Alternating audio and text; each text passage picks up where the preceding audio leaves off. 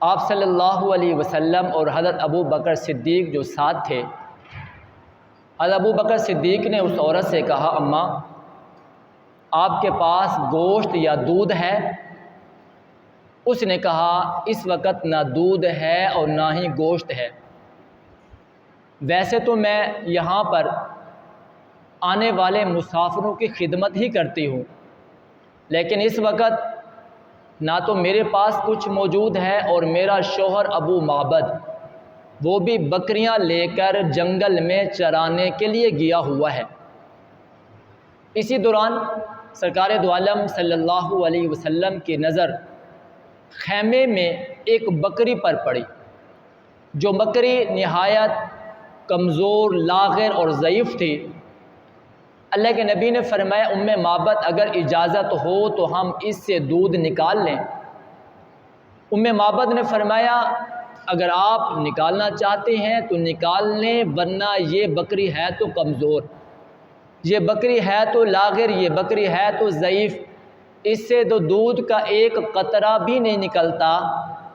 جناب رسول پاک صلی اللہ علیہ وسلم نے اپنا دست مبارک بکری کی پشت پر رکھا، اس کو پھیرا، پھر اپنے ہاتھوں میں تھنوں کو لیا اور دعا کی، اللہم بارک لنا فی شاتنا، اے اللہ ہماری اس بکری میں برکت عطا فرما۔ حضور کا دست مبارک پھیرنا تھا اور دعا پڑھنا تھا، بکری کے تھنوں میں دودھ آ گیا، تھن دودھ سے بھر گئے، اور پھر جناب ابو بکر صدیق فرماتے ہیں اللہ کے نبی نے بکری کو خود اپنے ہاتھوں سے دوہا۔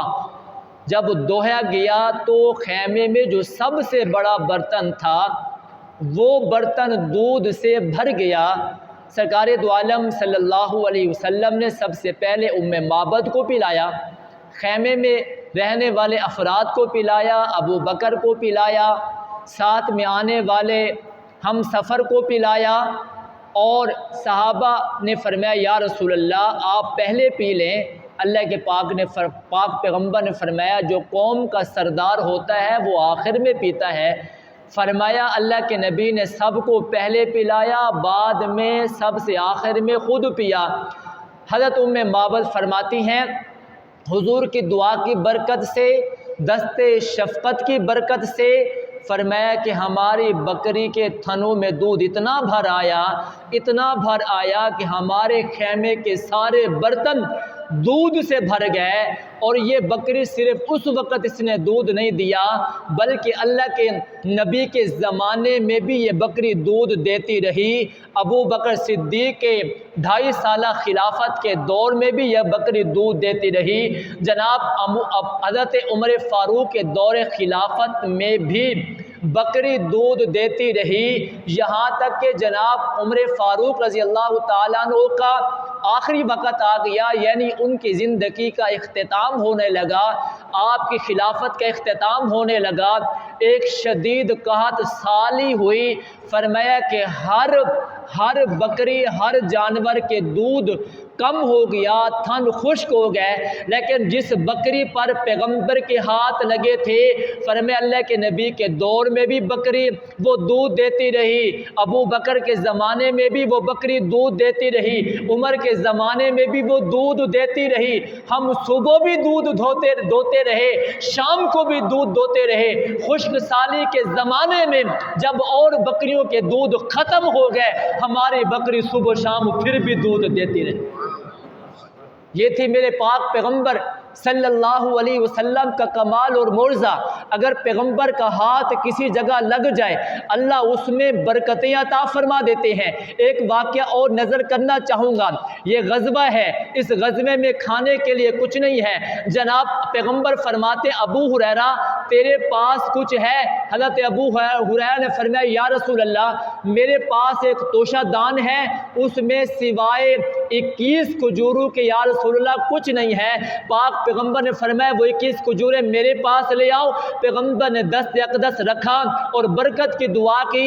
जनाब अबू हुरैरा फरमाते हैं 10-10 सहाबा आते रहे, उस तोशा दान में से खजूरें खाते रहे, सैराब होते रहे, सैर होते रहे। इस तरह कुल सहाबा की जमात ने उस तोशा दान में से खजूरें खाई।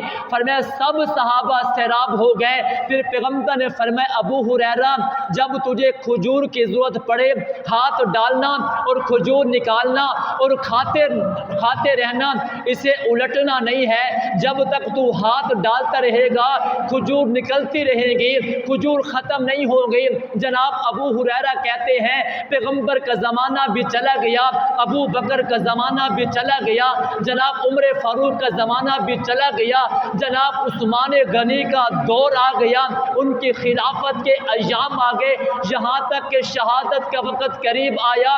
फरमाया कि फसादियों ने फसाद फैलाया, वो तोशा दान मुझसे गुम हो गया। जनाब अबू हुरैरा कहते हैं इतना तवील अरसा मैं उससे खजूरें निकालता रहा, अगर वो गुम ना होती तब भी उससे खजूरें निकलती रहती।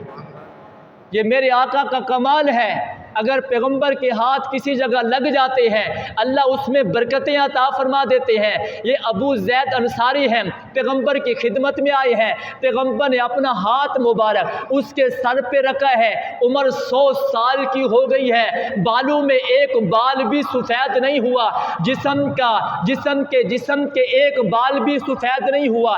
चेहरे को देखते तो चेहरे में हुस्न वैसे का वैसे था जैसे जवानी में था। मैंने कहा क्यों इतनी बरकत होए? फरमाया पैगंबर का हाथ जो सर पे लगा, जहां सर के बाल सफेद नहीं हुए वहां पे बुढ़ापा भी नहीं आया। ऐसा अल्लाह ने हुजूर को कमाल दिया।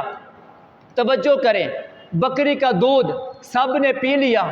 शाम को अबू माबद तशरीफ ले आए बकरियों को लेकर।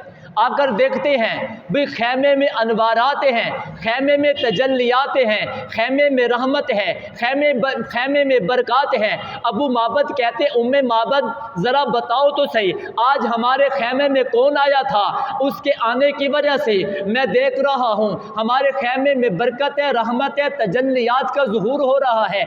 जनाब उम्मे माबद ने जो पैगंबर का नाम नहीं जानती थी, पैगंबर के नाम का उसको पता नहीं था, उसने कहा अबू माबद मैं देख रही हूँ नाम तो मैं जानती कोई नहीं थी, उनका नाम क्या था इतना जानती हूँ। जब उसने हमारे खैमे में कदम रखा मैंने उसके हाथों की बरकतों का ज़हूर देखा। बकरी में दूध भर आया, हम सब ने भी दूध सैर होकर पिया। अबू माबद लगता है उसका नाम ही मुबारक था, उसका नाम ही मुबारक था। अब ज़रा तवज्जो करें, अबू माबद कहते हैं उम्मे माबद वो जो मुबारक हस्ती मेरे खैमे में आई थी, तुम्हारे खैमे में आई थी, मैं चाहता हूँ ज़रा उसका हुलिया तो बयान कर, ज़रा उसका हुस्न जमाल तो बयान कर, वो कैसा लगता था, वो कैसा दिखता था। जनाब उम्मे माबद ने कहा अबू माबद मैं उसका हुस्न जमाल बयान करूँ, मैं उसका हुलिया मुबारक बयान करूँ तो मैं यूँ कहना चाहूँगी रअयतु रजुलन ज़ाहिरल वज़ाअती, रअयतु रजुलन ज़ाहिरल वज़ाअती मलीहल वजही, मैंने ऐसा रोशन चेहरे वाले इंसान को देखा जिसका चेहरा हशाश बशाश था। और फरमाया वफ़ी लिहयती कसासतुन, उनकी दाढ़ी मुबारक जो थी वो घनी थी। वफ़ी ऐनैहि दाजुन, और उनकी आंखें सुरमगी थी, उनकी आंखों में सुरमा लगा हुआ था। वफ़ी अशफारिही वातफुन, और उनकी जो गर्दन थी वो भी चमकदार थी। हज़रत उम्मे माबद कहती हैं उनका हुलिया ये था कि उनके हाथों की रगें नज़र नहीं आती थी, उनके कदमों की रगें नज़र नहीं आती थी, इसलिए कि हाथों की रगों का नज़र आना ये भी हुस्न के खिलाफ है, पाँव की रगों का नज़र आना ये भी हुस्न के खिलाफ है। वो मुबारक ऐसा था उसके हाथों में भी रगें नज़र नहीं आती थी, उसके पाँव में भी रगें नज़र नहीं आती थी।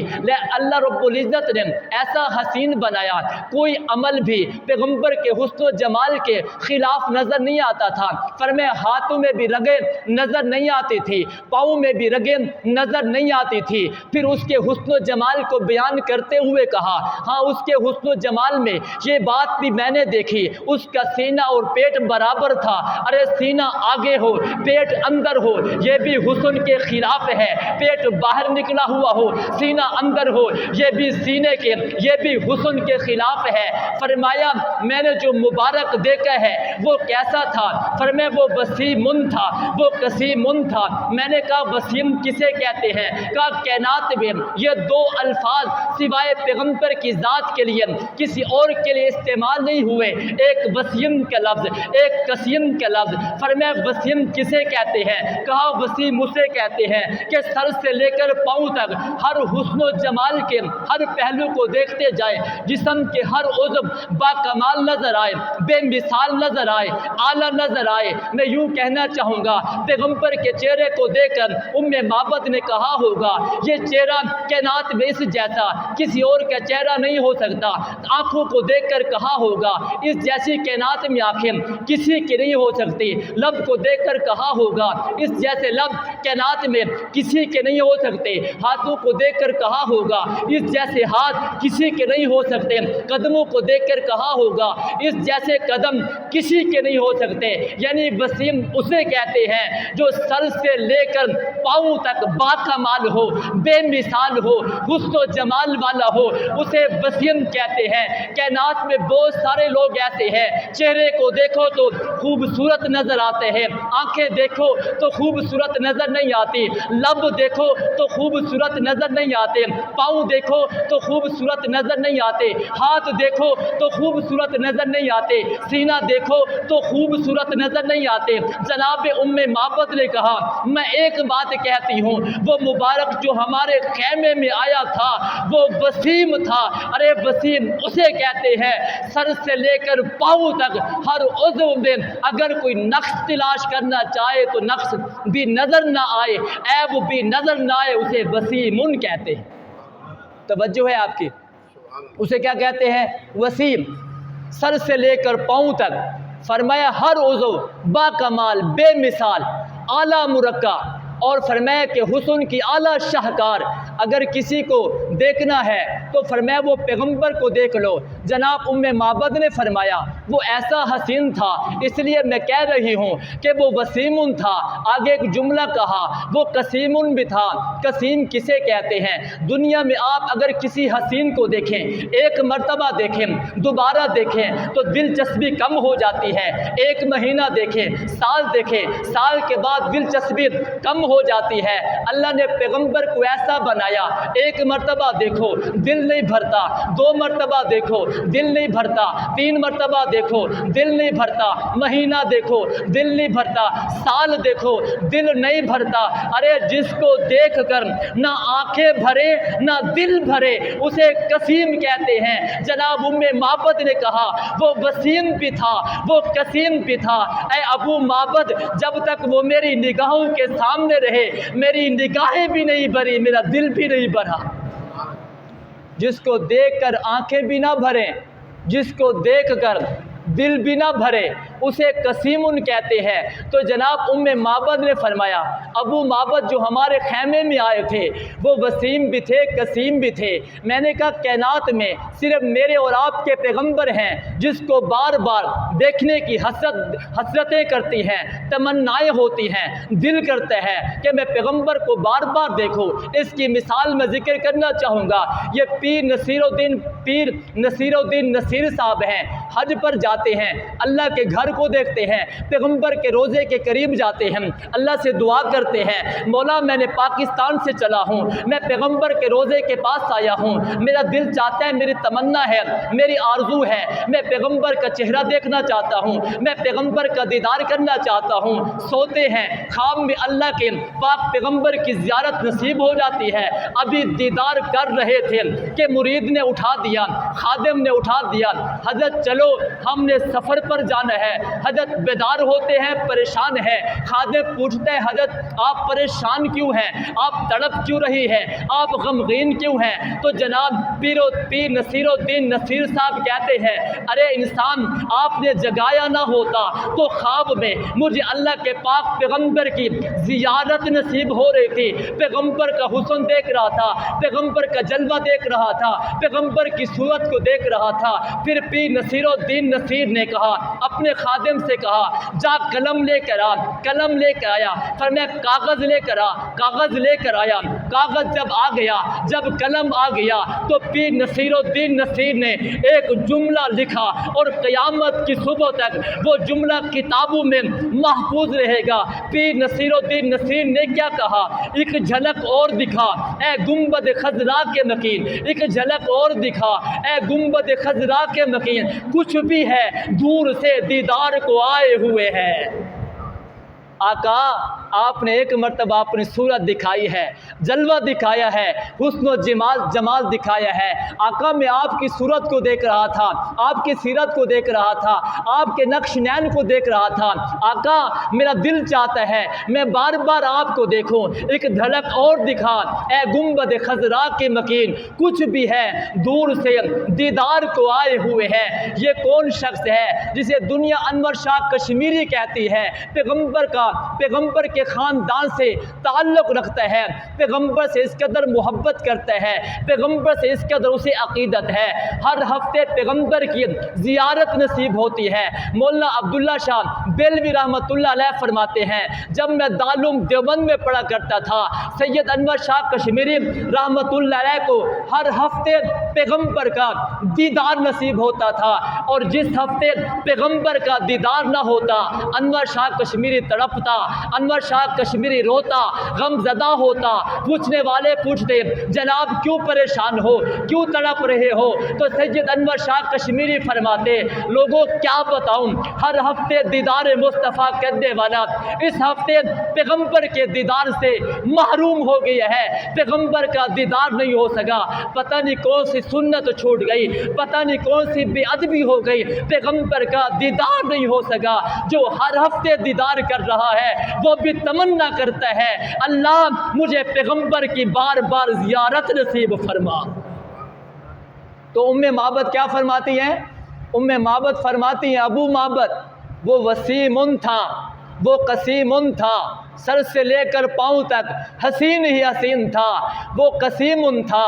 ایک بار دیکھو، بار بار دل دیکھنے کو تمنا کرے، حسرت ہو کہ میں اسے بار بار دیکھوں۔ اور مولانا طارق جمیل کی زبان سے اگر میں بیان کرنا چاہوں تو قسیم اسے کہتے ہیں، گویا معبد نے کہا ابو معبد میں جس نظر سے دیکھتی تھی، جدھر سے دیکھتی تھی پیغمبر مجھے خوبصورت نظر آتے تھے، دائیں طرف سے دیکھتی تھی پیغمبر حسین نظر آتے تھے، بائیں طرف سے دیکھتی تھی پیغمبر حسین نظر آتے تھے، سامنے آتی تھی پیغمبر حسین نظر آتے تھے، اگر میں کمر کے پیچھے چلی جاتی تھی پیغمبر تب بھی حسین نظر آتے تھے۔ یعنی جس کا حسن ہاتھ جوڑ کر غلام بنا ہوا نظر آئے اسے محمد مصطفیٰ کہتے ہیں۔ ہر طرف سے جس نظر سے بھی دیکھو اور جس جانب سے بھی دیکھو پیغمبر خوبصورت نظر آتے تھے۔ اور حضرت معبد نے آخر میں ایک جملہ کہا، فرمایا ایھا الناس لوگوں اجملہم من بعید اجملہم من قریب واحسنہم من بعید۔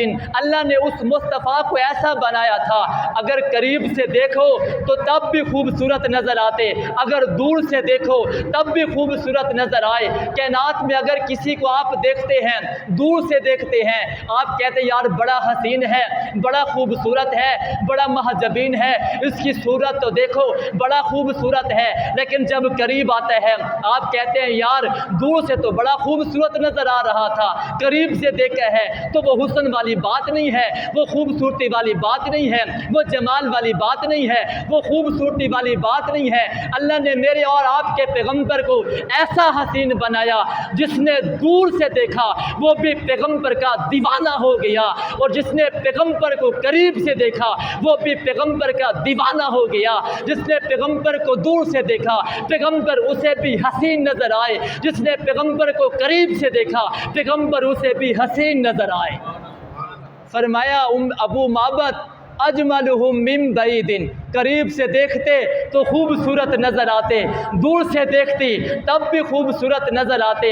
میں نے کہا دنیا والو تم بتاؤ تم نے پیغمبر کو دیکھا ہوگا؟ تو تمام لوگوں نے کہا ہم نے پیغمبر کو دیکھا لیکن دور سے دیکھا ہے، قریب سے نہیں دیکھا۔ میں نے کہا قریب سے کس نے دیکھا؟ کہا ابو بکر نے دیکھا۔ قریب سے کس نے دیکھا؟ عمر نے دیکھا۔ قریب سے کس نے دیکھا؟ عثمان نے دیکھا۔ قریب سے کس نے دیکھا؟ علی نے دیکھا۔ قریب سے کس نے دیکھا؟ طلحہ نے دیکھا، زبیر نے دیکھا، معاویہ نے دیکھا، سعد نے دیکھا، سعید نے دیکھا۔ بابا ساری دنیا نے پیغمبر کو دیکھا ہے، دور سے دیکھا ہے۔ جو پیغمبر کو قریب سے دیکھتے ہیں انہیں پیغمبر کے صحابہ کہتے ہیں۔ اور پھر میں یوں کہنا چاہوں گا جنہوں نے قریب سے دیکھا، جنہوں نے سجدوں میں دیکھا تو قریب سے دیکھا، رکوع میں دیکھا تو قریب سے دیکھا، قیام میں دیکھا تو قریب سے دیکھا، ہاتھ اٹھے ہوئے دیکھا تو قریب سے دیکھا، بچپن میں دیکھا تو قریب سے دیکھا، جوانی میں دیکھا تو قریب سے دیکھا، شباب میں دیکھا تو قریب سے دیکھا، جمال دیکھا تو قریب سے دیکھا، کمال دیکھا تو قریب سے دیکھا، وضو کرتے ہوئے دیکھا تو قریب سے دیکھا، ہاتھ دھوتے ہوئے دیکھا تو قریب سے دیکھا، چہرہ دھوتے ہوئے دیکھا تو قریب سے دیکھا، زلف مصطفیٰ کو دیکھا تو قریب سے دیکھا، زلف مصطفیٰ کی رنائی کو دیکھا تو قریب سے دیکھا، چہرہ مصطفیٰ کو دیکھا تو قریب سے دیکھا، رنائی کو دیکھا تو قریب سے دیکھا، چمک کو دیکھا تو قریب سے دیکھا، دمک سے دیکھا تو قریب سے دیکھا، بابا غار میں دیکھا تو قریب سے دیکھا، مزار میں دیکھا تو قریب سے دیکھا، گھوڑے میں بیٹھا ہوا دیکھا تو قریب سے دیکھا۔ ہر حالت میں جنہوں نے پیغمبر کو قریب سے دیکھا ہے انہیں پیغمبر کے صحابہ کہتے ہیں۔